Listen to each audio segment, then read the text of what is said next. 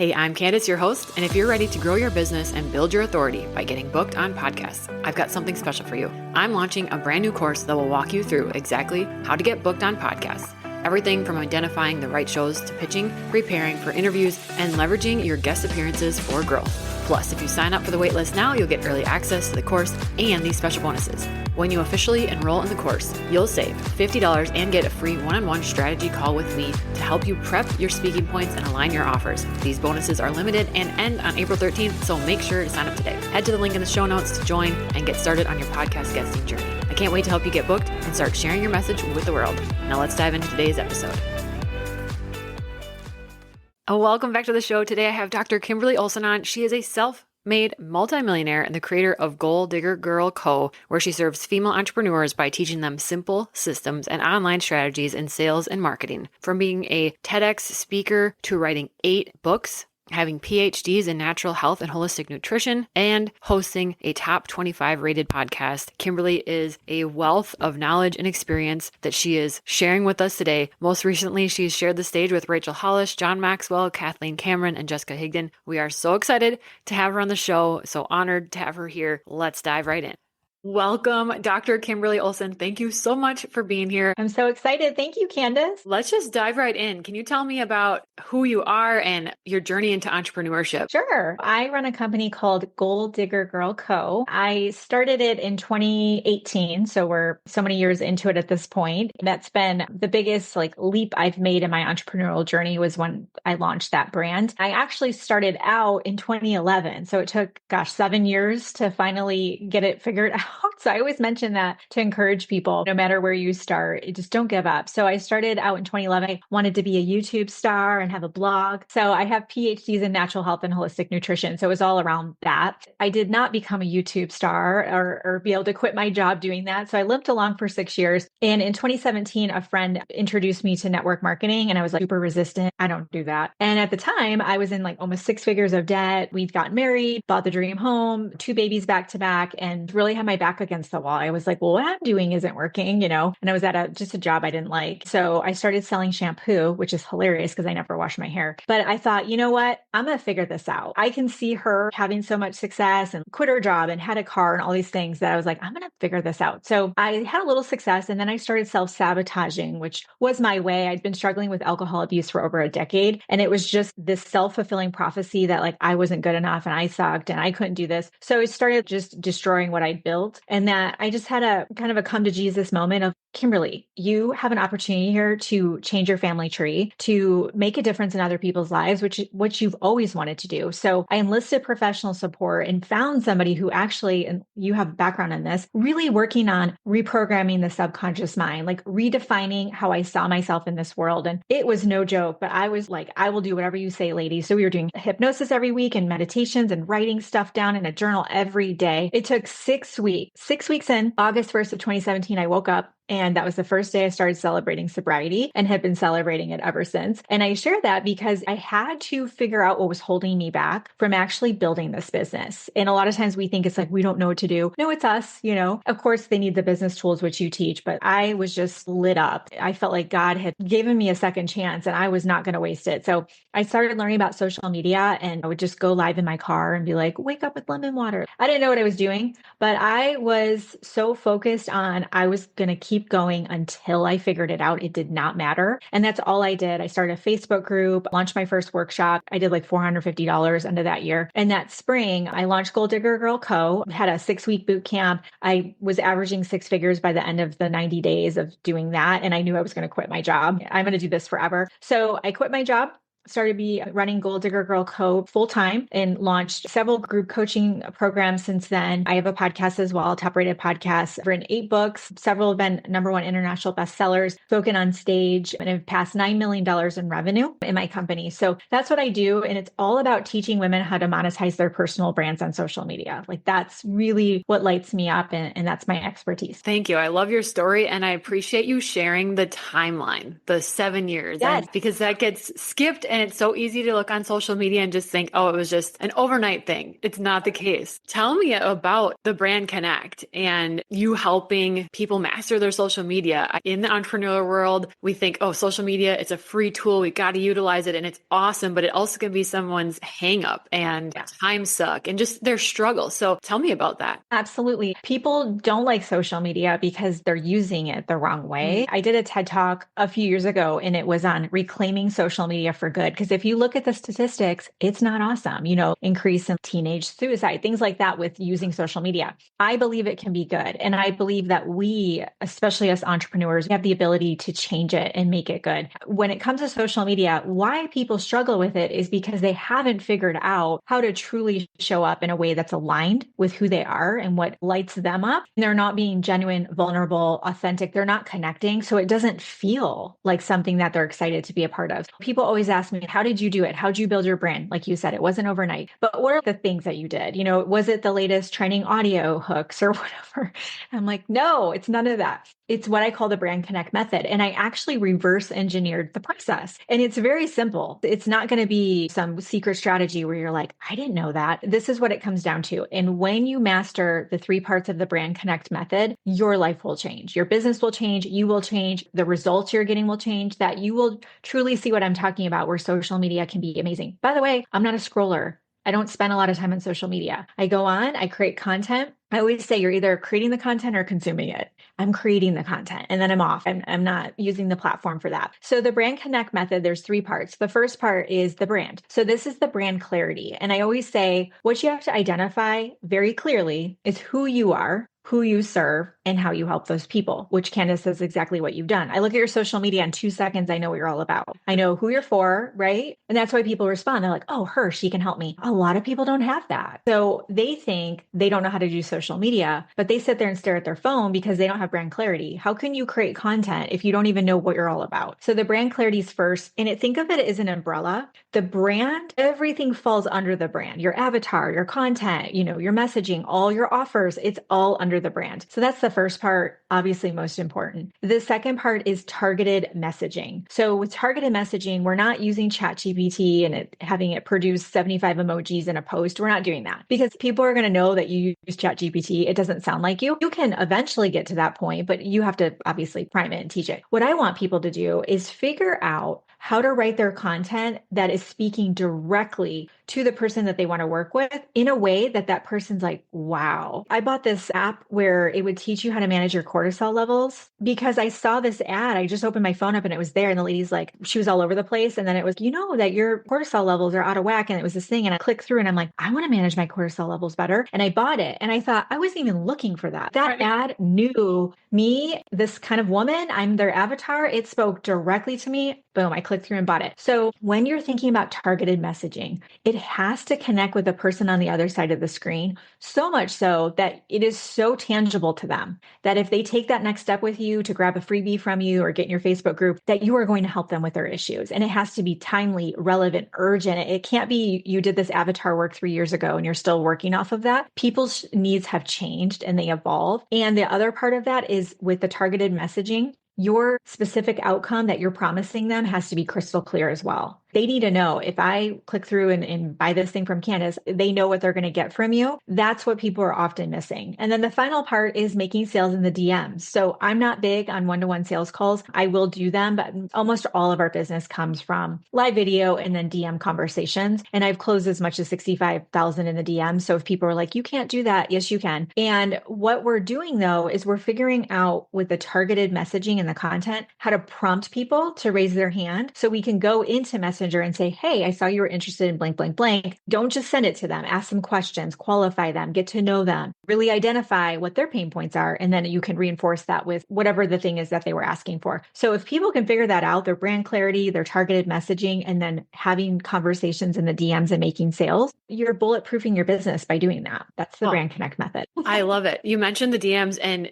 really chatting with them. I know there's things like ManyChat and different automations that will just send the resource or thing over to them. What's your take on utilizing those? that's a great question. And I know I was listening to one of your episodes and it was really setting people up that are solopreneurs, setting up some of those systems and tools. You can't be everywhere in your business if you're a solopreneur. It's overwhelming. The first 18 months I was running solo. And if you're really drowning, you're just like, oh my gosh, you can put automation in place with ManyChat, or we're on Go High Level now and you can mimic the same concept over there. And what you're going to do though, instead of DMing the lead magnet or whatever it is, you are going to set ManyChat up to ask some qualifying questions. I'll give you guys something you can use right now. My favorite thing to do is, hey, name, whatever, little blurb. I'm going to send that over to you, but I have a quick question for you. Are you new to all of this? Or are you looking for some new strategies? And if you say new, you're going to know you've got a beginner. It may or may not make sense for that resource. But the ones looking for newer strategies, they're typically more advanced. So it might be an opportunity to dig in a little bit more. And the cool thing about this process is if you ask a few questions to kind of see where they're at, you can jump in to the message. So you can let ManyChat reply right away and do all the things, but then you can still jump in. And let me ask you a question. If you're thinking about spending time on your business every day,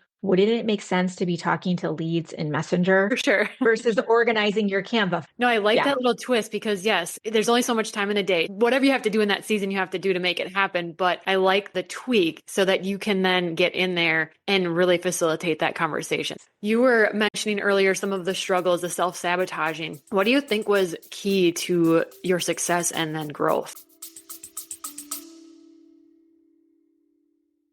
Are you an entrepreneur looking to start or grow your business while feeling supported and seen every step of the way? Join the Aligned Business Collective, the monthly membership I co-host with Andrea Hansen and Brittany Williams, designed for entrepreneurs like you. This is your space to connect, learn, and build a business that truly works for you, while we hold you accountable with our weekly calls and on-demand coaching. Head to the link in the show notes to learn more and join today.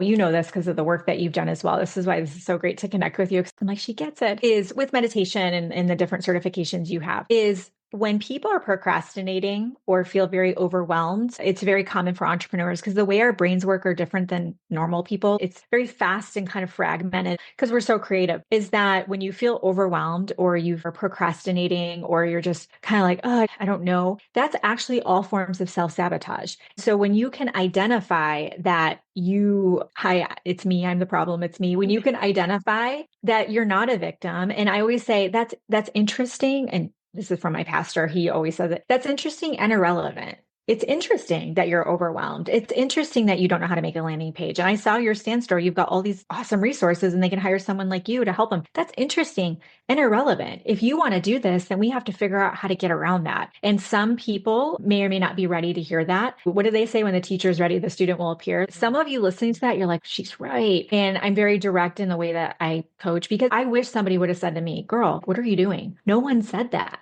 Not even my husband, right? He was kind of like, okay, sister, like back off the wine there a little bit, but he was indirectly saying it because it's my husband. He loves me. But don't you kind of wish somebody would just tell you if you have broccoli in your teeth or spinach? Right. So it's like that. You got to get out of your own way. And if you can't do it on your own, which I couldn't, you guys, I had tried. I had to enlist professional support and be wholly committed to what that person was going to teach me. And be all in, like put me in coach. And that's the same thing for you guys. If you're struggling on your own, don't go it alone. You're always going to go faster with somebody else. I couldn't agree more. There's so many different seasons where I've hired different types of coaches for whatever I needed in that season. And the growth and what you get done and the new level you get to is sped up so fast. I wish people knew that. Yes. You brought up meditation a few times and journaling. And of course, I love that. I love to create custom meditations and different things like that. How pivotal or how important was adding that into your life? So what's interesting is where we are right now, we have a certain image in our minds of who we are. And whenever you want to grow, and elevate and do all these things, you have to create a new map, a new vision of what you're going to look like and who that is. That might be how you're speaking, how you're dressing. For me, a lot of it's social media branding, my presence, our graphics, images, because I know when I do that and I paint that image of this is who I am, I become that. So right now I'm like 10.0 version of myself, right? So what's so powerful about meditation is when you're meditating consistently, you're basically rewiring your neural pathways. And so think of this groove on a dirt road that you've been going down down this dirt road in this groove forever. Well, when you're wanting to change, you're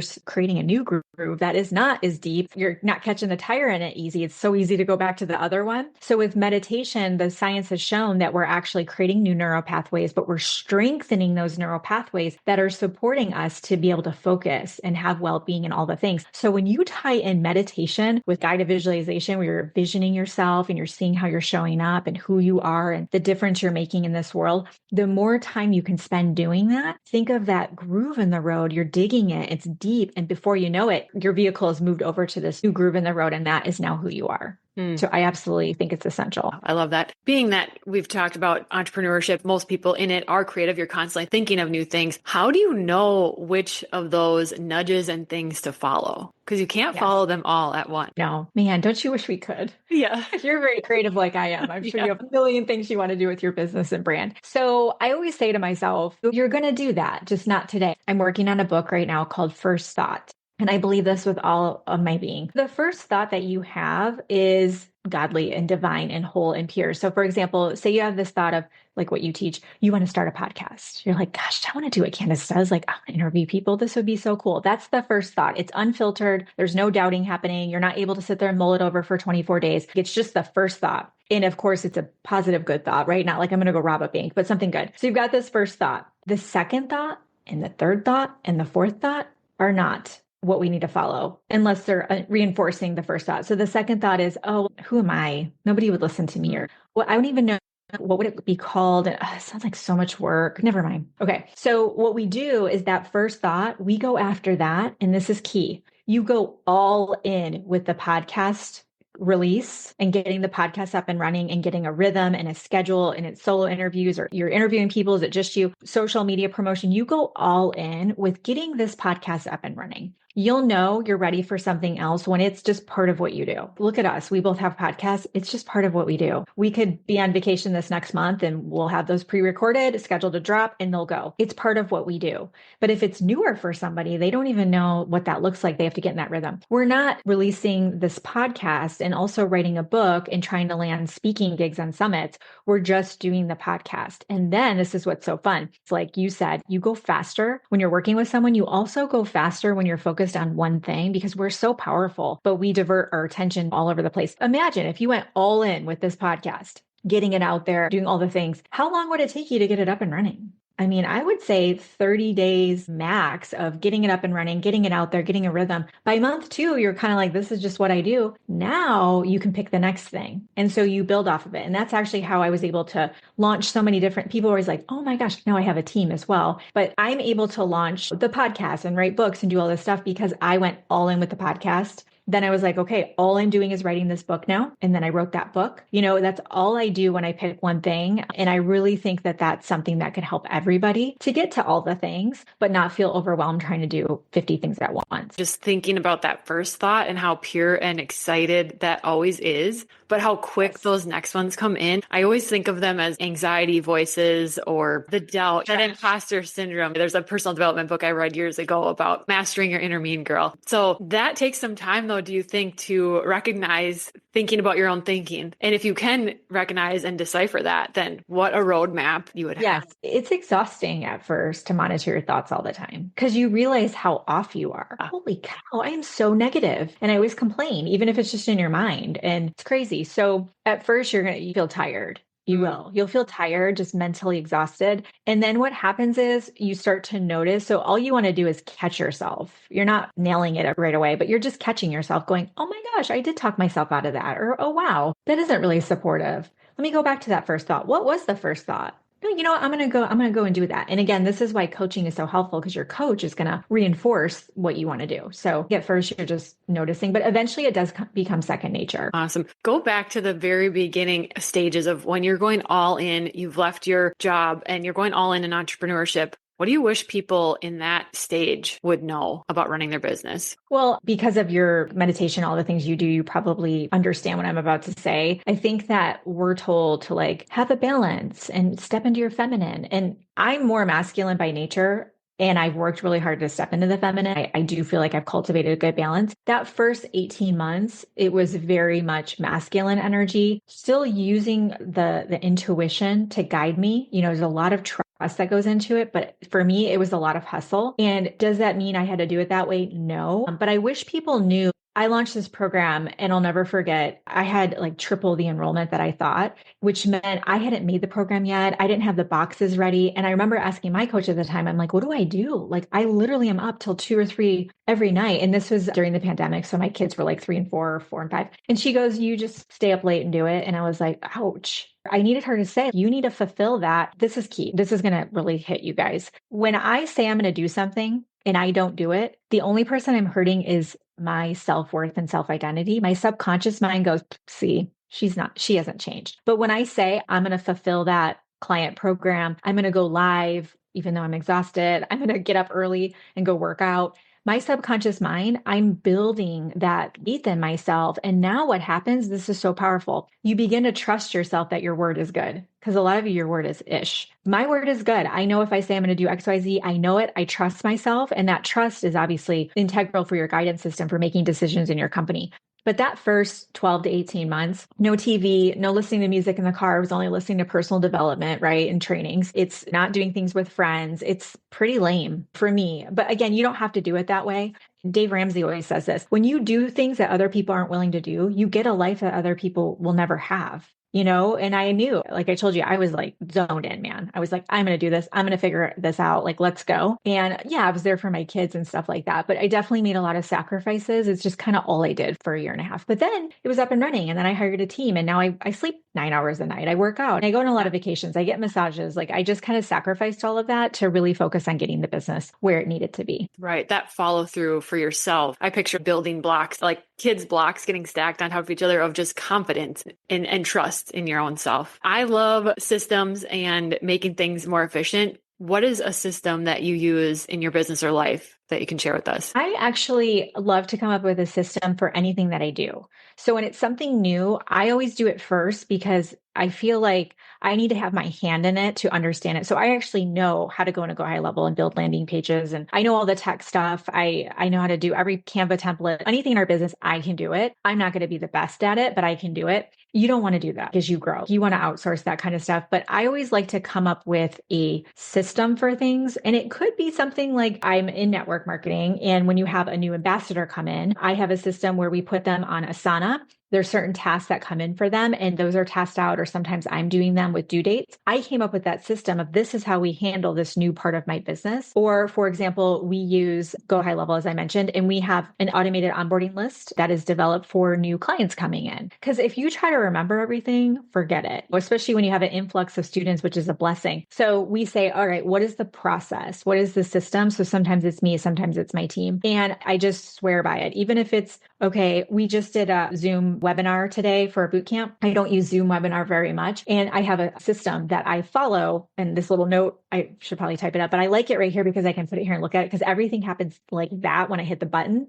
to start the webinar. There are 7 things I have to do as soon as I hit that button that happen like all at once. That is my system that I had to put together so that way I wasn't feeling like a crazy person every time I went to do a Zoom. I do it for everything. And kind of like what we talked about, where you just go all in with the podcast, you've got that going, and then you go to the next thing. Yeah. People who are successful in business, even though organization isn't natural for us, we figure out how to get organized and get systems in place. And I think Brendan Burchard said this, but he probably got it from someone else, but we're only as good as the systems in our business and processes. So if you're like, I don't know, systems, processes, I'm creative. I'm very creative and I have systems and processes in place. It gets to be and not or. Yes, I like that. Tell us what it would look like joining your program. What do you have going on coming up here in the spring of 2025? So we actually have several group coaching programs, and we have start to finish 6-month ones. So right now our program, the Millionaire Mindset Experience, it's matching, like we talked about, with the feminine and the masculine. So it's energetics in your business. It's being able to master your mindset, master your marketing, and making money. And then we have 12-month business programs. We also have a membership program called the Vault.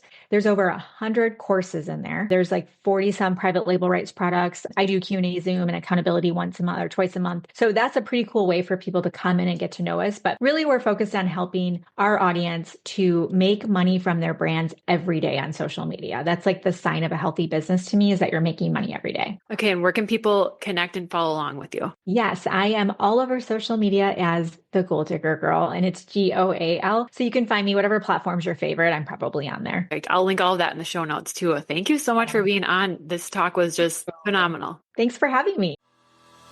Thanks for tuning in. If you're ready for podcast mentoring, whether it's setup, editing, planning, or guesting, you can book a one-on-one call with me through the link in the show notes. I hope you feel seen, inspired, and like your dreams and goals are completely valid, because they are. See you next Tuesday.